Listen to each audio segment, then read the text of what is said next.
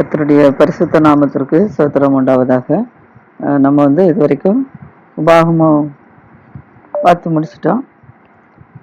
இப்போ நம்ம யோசுவா வரோம். ஆதியாகமம், யாத்ராகமம், லேவியராகமம், எண்ணாகமம், உபாகமம், யோசுவா 5 ஆகமங்கள் என்ன செஞ்சுட்டோம், நம்ம முடிச்சிட்டோம். ஆகமங்கள் முடிஞ்சிட்டு இப்போ இணைஞ்சிருக்கோம், யோசுவாவுக்கு நம்ம வந்திருக்கோம். அந்த யோசுவா எப்படின்னா, இப்போ மோசேக்கு பணிவிடை செய்தவர் தான் யோசுவா. அந்த பணிவிடை செய்த யோசுவாவை கர்த்தர் நினைச்சாரு. இப்போ எடுத்து மோசைக்கு பதிலாக யோசுவாவை கர்த்தர் என்ன செஞ்சாரு, ஊழியக்காரனா மாற்றி மோசை எப்படி இஸ்ரேல் ஜனங்களை வழிநடத்தி கொண்டு வந்தாரோ அதே போல யோசுவாவை இப்போ கர்த்தர் நினைச்சாரு, இஸ்ரேல் ஜனங்களை வழிநடத்தி கொண்டு வர வைக்கிறார். இஸ்ரேல் ஜனங்கள் எகிப்துல இருந்து என்ன செய்றாங்க, கானானுக்கு கர்த்தர் வழி நடத்தி கொண்டு வந்ததை பார்த்தோம். அது மோசே மூலமா வழி நடத்தி கொண்டு வந்தாரு. அதனால மோசைக்கு அப்புறம் கர்த்தர் நினைச்ச யோசுவாவை எழுப்பியிருக்காரு. அதனால இப்ப இந்த யோசுவாவை நம்ம பற்றி பார்க்க போறோம். ஆகமங்கள் ஆதியாகமும், யாத்ராவும், லேவியராவும், எண்ணாகும், உபாகம் 5 ஆகமங்கள் முடிச்சிட்டு ஆகமங்களுக்கு அப்புறம் நம்ம யோசுவாவின் புஸ்தகம் வந்திருக்கோம். இது கர்த்தருடைய தாசே மோசே மரிச்ச பின்பு அதான் மோசையின் ஊழியக்காரனாக யோசுவா என்ன செய்றாரு, யோசுவா நோக்கி கர்த்தர் பேசுறாரு. என்ன பேசுறாரு அப்படின்னா, என் தாசனாகிய மோசே என்ன செஞ்சுட்டான், மரிச்சு போயிட்டான். அதனால நீயும் இந்த இஸ்ரேல் ஜனங்கள் எல்லாரும் எழுந்து என்ன செய்யுங்க, யோர்தானை கடந்து இஸ்ரேல் புத்திரருக்கு நான் கொடுப்பேன்னு சொல்லி நான் சொன்ன தேசத்துக்கு நீங்கள் புறப்பட்டு போங்கிறாரு.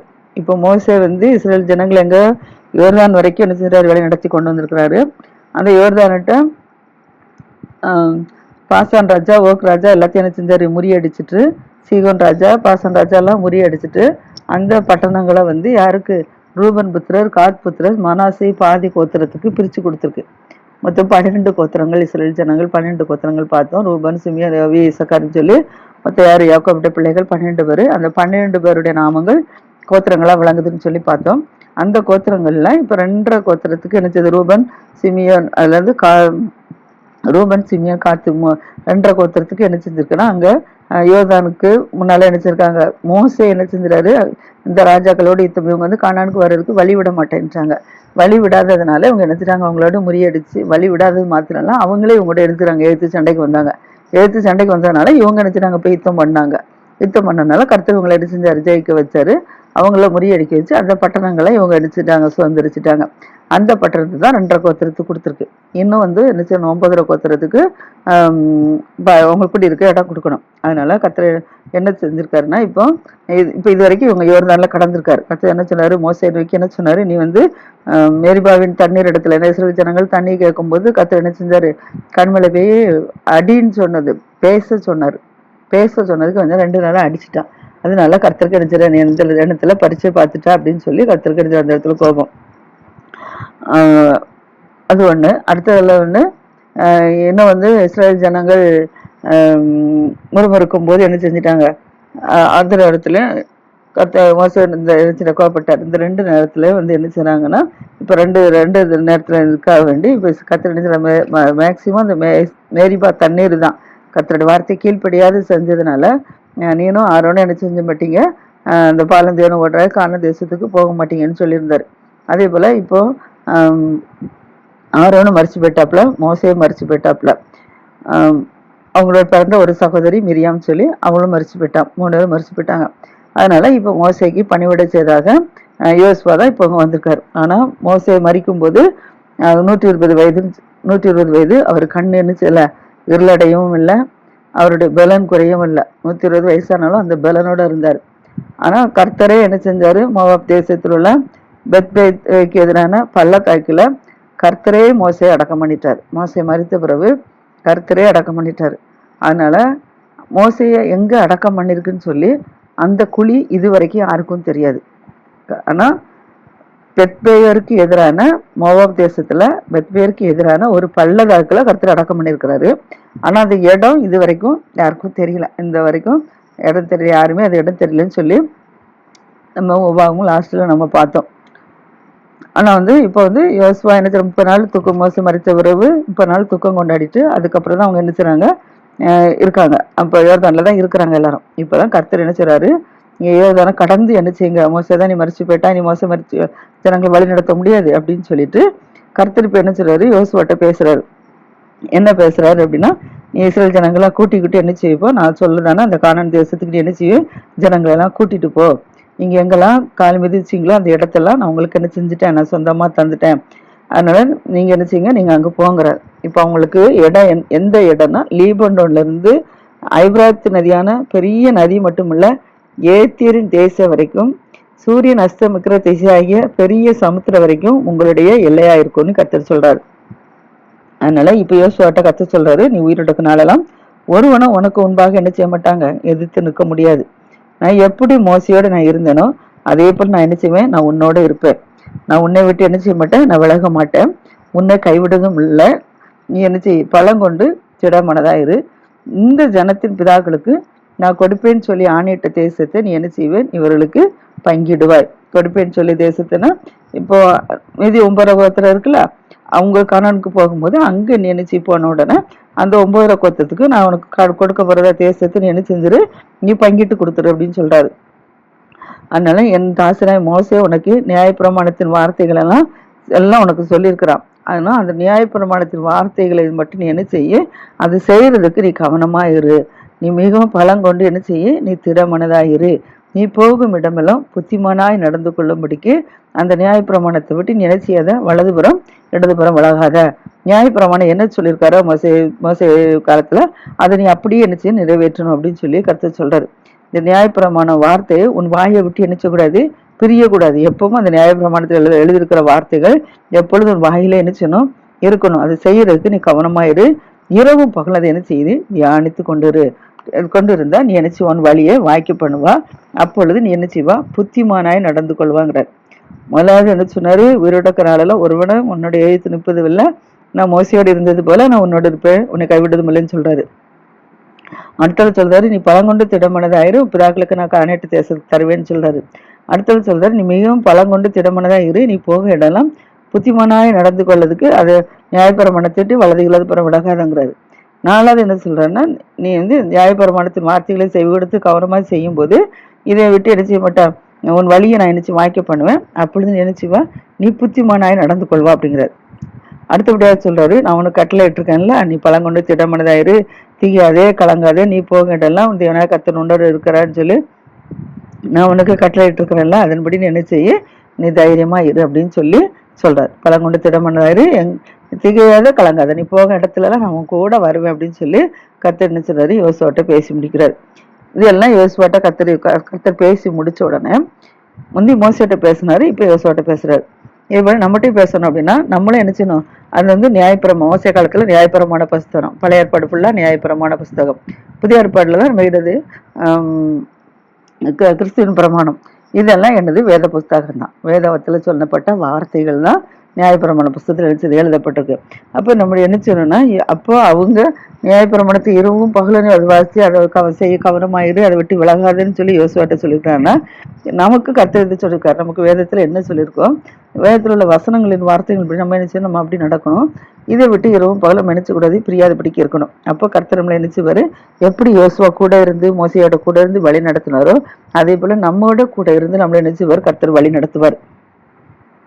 அதுக்கு நம்ம என்ன செய்வோம், நம்ம இடம் கொடுப்போமாக. அதுக்கு அடுத்தபடியாக இப்போ கர்த்தர் யோசுவாட்ட பேசி முடிச்சிட்டாரு. இப்போ யோசுவா ஜனங்கள்கிட்ட பேசலாம், ஜனங்கள்கிட்ட அதிபதிகள்கிட்ட பேசலாம். ஜனங்கள்கிட்ட டைரக்டா பேசலாம், ஜனங்கள்கிட்ட அதிபதிகள், 1000 பேருக்கு அதிபதி, 100 பேருக்கு அதிபதி, 50 பேருக்கு அதிபதி, 10 பேருக்கு அதிபதினு சொல்லி அதிபதி தேர்ந்தெடுத்து வச்சிருக்காங்களா. இந்த அதிபதிகள்கிட்ட யோசுவா பேசுறாரு. என்ன பேசுறாருன்னா, நீங்க பாளையத்தை தெரிச்சுங்க உருவ நடந்து போங்க. ஏன்னா அவங்க கூடாரம் போட்டு போயிட்டுதானே இருக்கிறாங்க, அதான் அதுக்கு பாளையத்தை உருவ நடந்து போயிருச்சுங்க. ஜனங்கள்கிட்ட போய் பேசுங்க. என்ன பேசுங்க அப்படின்னா, உங்களுக்கு போஜன பதார்த்தங்களை என்ன செய்யுங்க, ஆயத்தம் பண்ணி வச்சுக்காங்க. உங்கள் தேவனாய கர்த்தர் உங்கள் நடுவில் என்ன செய்றாரு, ஒரு நடுவில் உங்களுக்கு சுதந்திரிக்க கொடுக்க போற தேசத்துக்கு என்ன செய்வோம், அழைச்சிட்டு போக சொல்லியிருக்காரு.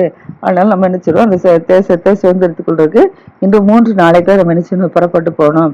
அதனால வழி பிரயாணத்துக்கு நீங்க என்ன செஞ்சுக்காங்க, போஜன பதார்த்தங்களை ஆயத்தம் பண்ணி வச்சுக்காங்க அப்படின்னு சொல்லி மோசே என்ன செய்றாரு, அதிபதிகளை பார்த்து சொல்றாரு. அந்த அதிபதிகளை பார்த்து என்ன சொல்லி 3 நாளையில நீங்க ஜனங்கள்லாம் கடந்து போகணும்னு சொல்லுங்கன்னு சொல்லிட்டாரு. அதனால போஜன பத்திரம் ஆயத்தம் பண்ணுங்கன்னு சொல்லிட்டாரு.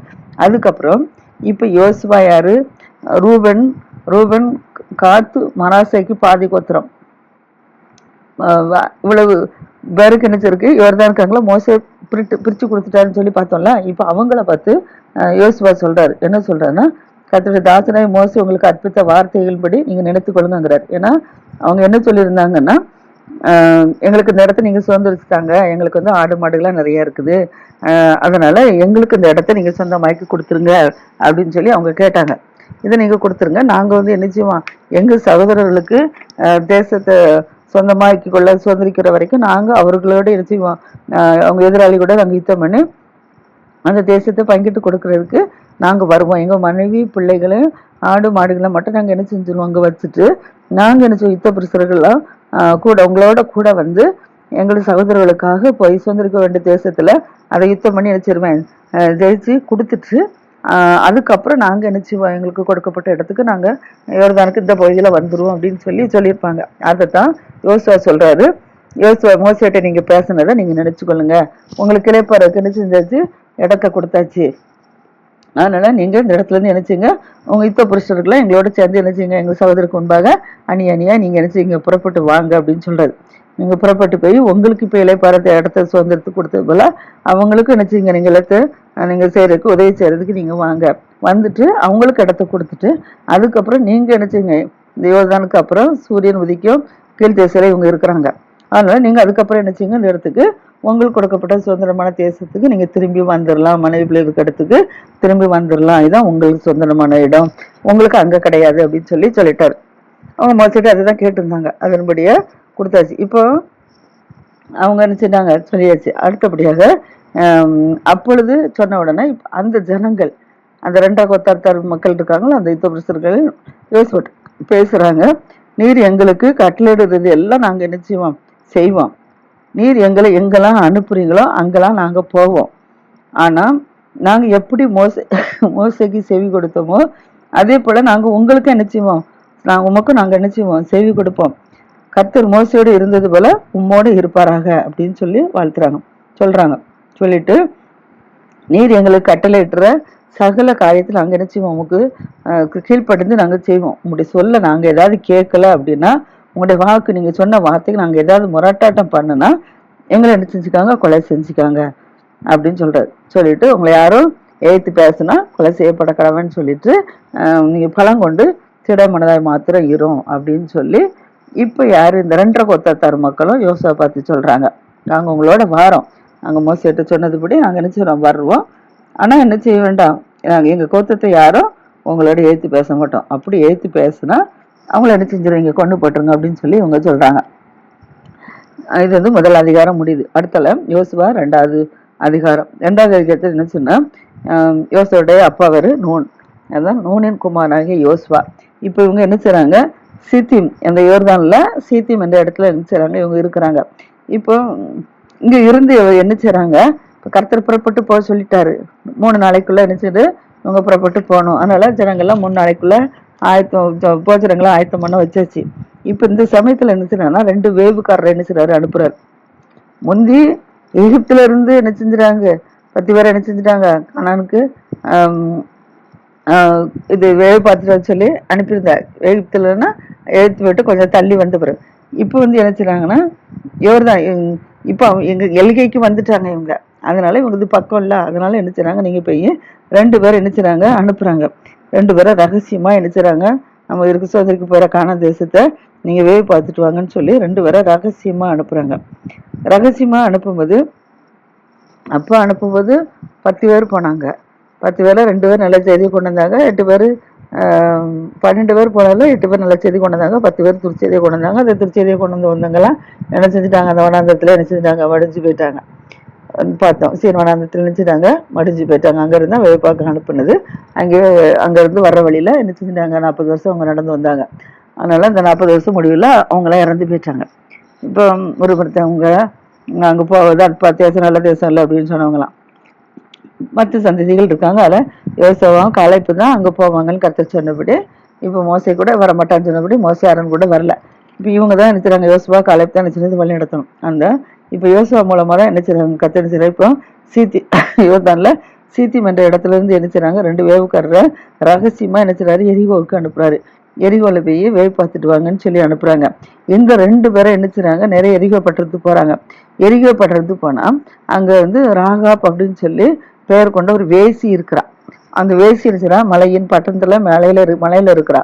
அதனால இவங்க நேரம் என்ன செஞ்சுட்டாங்கன்னா, ஒரு எலிகையில பட்டணத்துல மலையில இருக்கிறா மேல இவங்க என்ன செஞ்சுட்டாங்க, நேர ஊருக்குள்ள போகல, வேவு பார்க்குதுன்னு வச்சு சொல்லியிருக்காங்க. அப்ப யார்கிட்டயாவது எப்படி இருக்குன்னு சொல்லி தானே நம்ம என்ன செய்யறோம், நியூஸ் அறியணும். அதனால இவங்க முதல்ல என்ன செஞ்சுட்டாங்க, ஏன்னா இவன் வீடு தனியா இருக்குது, அதனால நேரம் என்ன செஞ்சுட்டாங்க, அந்த ராகாப் இந்த வேசி வீட்டுக்கு என்ன செஞ்சுட்டாங்க, இவங்க போயிட்டாங்க. அங்க போய் போய் என்ன செஞ்சிருக்காங்க, அங்க போனோன்னா அவன் என்ன செய்யறாங்க, அவங்களுக்கு கடைக்கெல்லாம் கொடுத்துருக்கா. ராத்திரி என்ன செய்றாங்க, அவங்க தங்கி இருக்கிறாங்க. போன உடனே நைட் ஆயிட்டு அதனால தங்கி இருக்கிறாங்க. இந்த சமயத்துல தேசத்தை வேவு பார்க்கறதுக்கு அந்த இஸ்ரேல் புத்திரர்கள் சில மனுஷர்கள் இந்த ராத்திரியில அங்க வந்திருக்கிறாங்க அப்படின்னு சொல்லி அந்த செய்தி எரிகோவின் ராஜாவுக்கு என்ன செய்யுது, சொல்லப்படுது.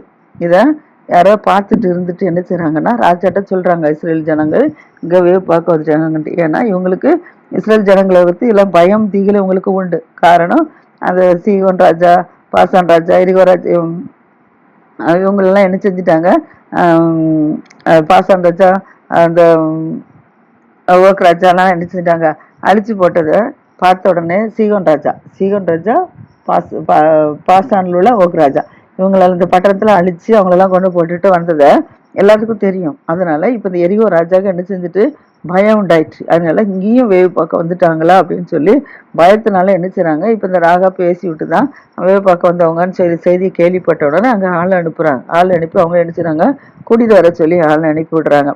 ஆள் அனுப்பி விட்டோடனே இப்போ அந்த ஆட்கள் என்ன செய்றாங்க, நேரே ராகாப்ட வராங்க, ராகாப்ட வேசிட்டுக்கு வராங்க. வந்து சொல்றாங்க, நீங்க அங்க வீட்டுக்குள்ள இருக்கிற மனுஷங்களை என்ன செய்வா, நீ வெளியில கொண்டுட்டு வா அப்படின்னு கேக்குறாங்க. ஏன்னா அங்கதான் இருக்கான்னு தெரிஞ்சு அவங்க மக்கள் சொல்லி அதை ராஜா தெரிஞ்சு இப்ப அவங்களை போட்டதுனால அவன் வீட்டுல இருக்கிற மனுஷர் என்ன செய்ய, நீ வெளியில கொண்டுட்டு வா அப்படின்னு சொல்லி கேக்குறாங்க. அவங்க என்ன செய்றாங்க, தேசத்தை வேவு பார்க்க வந்திருக்கிறாங்க, அதனால நீ என்ன செய்ய, அவங்கள கொண்டுட்டு வா வெளியில அப்படின்னு சொல்றாங்க. அப்ப இவன் என்ன செய்யற, தந்திரமா என்ன செஞ்சுட்டான்னா, அந்த ஸ்திரீ என்ன சொல்லிட்டா, 2 வேவுக்காரங்க வந்தாங்க. ஆனா வந்தாங்க, இவ என்ன செஞ்சுட்டாங்க, வந்தது தெரிஞ்ச உடனே இவங்களை கொண்டு என்ன செஞ்சுட்டா, மாடியில கொண்டு என்ன செஞ்சுட்டா, சணல் தட்டை பரப்பப்பட்ட இடத்துல கொண்டு என்ன செஞ்சுட்டா, ஒளிச்சு வச்சுட்டு வக்கீல வாரா. மேல மாடியில சணல் தட்டை கிடக்கு, பரப்பி போட்டிருக்கு. அதுக்குள்ள இவங்க ஒளிச்சு வச்சுட்டானே, வீட்டுக்குள்ள இருந்து பாத்திரக்கூடாதுல்ல, அதனால இவங்க வந்திருக்கிறது தெரிஞ்ச உடனே ரகசியமா என்ன செஞ்சுட்டா, மேல போய் என்ன செஞ்சுட்டா, ஒளிச்சு வச்சுதான் வஞ்சுறா. கீழே இவங்ககிட்ட வாரான். வந்துதான் கேள்றான், நீங்க சொன்னபடி மனுஷர்கள் 2 மனுஷர்கள் இந்த இடத்துக்கு வந்தாங்க, அது மெய்தான். ஆனா வந்து அவங்க வந்து என்னிடத்துல வந்து வந்தாங்க, ஆனாலும் அவங்க வந்து எந்த இடத்துல உள்ளவங்களும் எனக்கு தெரியாதுன்ட்டா. ஒரே வார்த்தையில 2 பேரும் என் வீட்டுக்கு வந்தாங்க, தங்க வச்செல்லாம் அவ சொல்லல. 2 பேரும் என்ன செஞ்சாங்க, 2 பேரும் வந்தது மெய்தான்.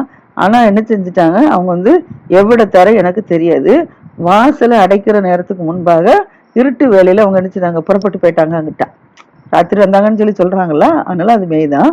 ராத்திரி வந்தாங்க, ஆனா வாசல் அடைக்கிறதுக்கு முன்பாக இருட்டு வேலையில அவங்க என்ன செஞ்சுட்டாங்க, தங்கி வெளியில போயிட்டாங்க, என் வீட்டுல இல்ல அப்படின்னு அவ சொல்றா. அதனால அவங்க எவ்விடத்தாருன்னு எனக்கு தெரியாது, அவங்க எங்க போனாங்கன்னு எனக்கு தெரியாது. நீங்க உங்க தொடர்ந்து போய் பாருங்க, சீக்கிரமா அவங்களை என்ன செஞ்சிடலாம், நீங்க பிடிச்சுக்கிடலாம், தேடிடலாம். நீங்க தேடுங்க, சீக்கிரமா அவங்களை எடுத்துடலாம், பிடிச்சு கொள்ளலாம் அப்படின்னு சொல்லி தந்திரமா என்ன செஞ்சுட்டா, இவங்கள விரட்டி விட்டுட்டா. இவங்கள வந்தது மெய்தான், ஆனா வீட்டுல தங்க வச்ச மாதிரிலாம் அவ சொல்லல. வந்தாங்க, நான் எவ்விடத்தாருன்னு நான் விசாரிக்கல, ஆனா வாசல் அடைக்கிறதுக்கு முன்பாக அவங்க வெளியில போயிட்டாங்க, இருட்டு வேலை, நீங்க போனா அவங்களை சீக்கிரம் கண்டுபிடிச்சிடலாம் அப்படின்னு சொல்லி சொன்ன உடனே அவங்க என்ன செஞ்சுட்டாங்க, எனக்கு இருக்காருன்னு கேள்விப்பட்டாங்க. அப்ப வந்து மெய்தான் இவ சொல்லிட்டாலாம், வந்தாங்க, நான் போயிட்டாங்கன்னு சொன்ன உடனே இப்ப அவங்க என்ன செய்றாங்க, தேடி போக ஆரம்பிச்சிட்டாங்க. ஆனா இவன் என்ன செய்றா, வீட்டுக்கு மேல பரப்பட்ட சல்லத்தட்டைகள் நினைச்சிரா மறைச்சு வச்சிருக்கிறான். அடுத்தபடியாக இந்த மனுஷர்கள் எங்க போய் தேட போறாங்கன்னா, யோர்தான் துறைக்கு போயிற வழியில துறைகள் மட்டும் போய் தேட போறாங்க. ஆனா வாசல் அவர்கள் என்ன செய்றாங்க, தேடுறவர்கள் புறப்பட்ட உடனே இப்போ இவங்க 2 பேரும் தேடி வந்தாங்களா, இவங்க புறப்பட்ட உடனே ராக பேசி நினைச்சுன்னா வாசல் அடைச்சிட்டு இப்ப அந்த மனுஷர்கள் படுத்துக்கொள்றதுக்கு தூங்குறதுக்கு முன்பாக அவங்க கிட்ட போறான். அவங்க கிட்ட மேல அடிச்சுற வீட்டுக்கு மேல ஏறி போய் அவங்ககிட்ட சொல்றான், கர்த்தர் உங்களுக்கு தேசத்தை என்ன செய்றாரு, ஒப்பு கொடுத்துட்டாரு. உங்களை பற்றி எங்களுக்கு இருந்தது திகில் பிடிச்சிருக்கு, கர்த்தர் இந்த பட்டத்தை உங்களுக்கு நிச்சயம் கொடுத்துட்டாரு, உங்களை பற்றி தானே எங்களுக்கு திகில் பிடிச்சிருக்கு, உங்களை கருத்து தேசத்திற்கு குடிகள் எல்லாரும் நினைச்சுவாங்க சோர்ந்து போய் இருக்காங்கன்னு சொல்லி நான் அறிவேங்கிறான். உங்களை குறித்து எல்லாரும் சோர்ந்து போய் இருக்கிறாங்க, எல்லாரும் பயந்து போய் இருக்கிறாங்க அப்படின்னு சொல்லி வெனிச்சரா தன்னுடைய நாட்டு மக்களை சொல்றா. நீங்கள் எகிப்திலிருந்து புறப்பட்ட போது சமுத்திரத்து தண்ணீரை என்ன செஞ்சீங்க, வற்றி போக வச்சிங்க. சமுத்திரத்து தண்ணீரை வச்சு போக வச்சிங்க. அடுத்தபடியாக யோர்தானுக்கு அப்புறத்துல நீங்க என்ன, நீங்க சங்காரம் பண்ணிவிட்ட எமோரியரின் 2 ராஜாக்களாகிய சீகோன் ஓக்கு, எமோரியர்ல 2 ராஜாக்களாகிய சீகன் ஓவுக்கு நீங்க சேர்ந்ததெல்லாம் அங்க நினைச்சிட கேள்விப்பட்டிருக்கோம். கேள்விப்பட்டும் போது எங்கள் இருதயம் என்ன செஞ்சுட்டு எங்களுக்கு கரைந்து போயிட்டு, எங்கள் இருதயம் இப்படி உங்களெல்லாம் கொண்டு போட்டு எல்லாத்தையும் எடுத்துட்டாங்களே சொல்லி கேட்ட உடனே எங்க இருதயம் நினைச்சிட்டு பயத்தினால் நினைச்சது அப்படியே இறுகி போயிட்டு அப்படியே கரைந்து போயிட்டு. ஆனாலும் உங்களாலே எல்லாருடைய தைரியமும் அற்று போயிட்டு. அதனால கர்த்தர் தான் நினைச்சிட உயிர வானத்திலும் கீழே பூமியிலும் அவர் தான் நினைச்சிட தேவனா இருக்கிறாரு. இப்போதான் நான் உங்களுக்கு தயவு செய்தபடினால நீங்களும் என் தகப்பன் குடும்பத்துக்கு என்ன செய்யணும், தயவு செய்வோம் அப்படின்னு சொல்லி எனக்கு கத்திரி மேல ஆணையிட்டு கொடுங்க அப்படின்னு சொல்றா.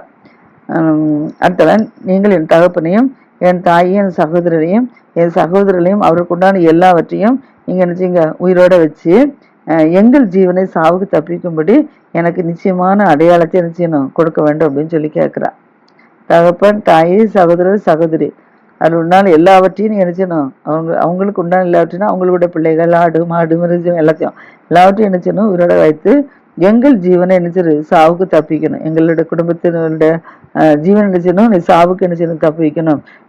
எனக்கு நிச்சயமான அடையாளத்தை நீங்க எங்களுக்கு கொடுக்கணும். இது நிமித்தம் எங்களுக்கு நிச்சயமான அடையாளத்தை எங்களுக்கு கொடுக்கணும் அப்படிங்கிறா. அப்பொழுது அந்த மனுஷங்களும் சொல்றாங்க, எங்கள் ஜீவன் உங்க ஜீவனுக்கு ஈடானது. நீங்க எங்க காரியத்தை நீங்க வெளிப்படுத்தாது இருந்தா நாங்கள் நினைச்சு மட்டும் நாங்க கர்த்தருடைய தேசத்தை எங்களுக்கு கொடுக்கும்போது நாங்கள் உங்களுக்கு தைரியமும் சத்தியமும் நாங்க நிச்சயமா பாராட்டுவோம்.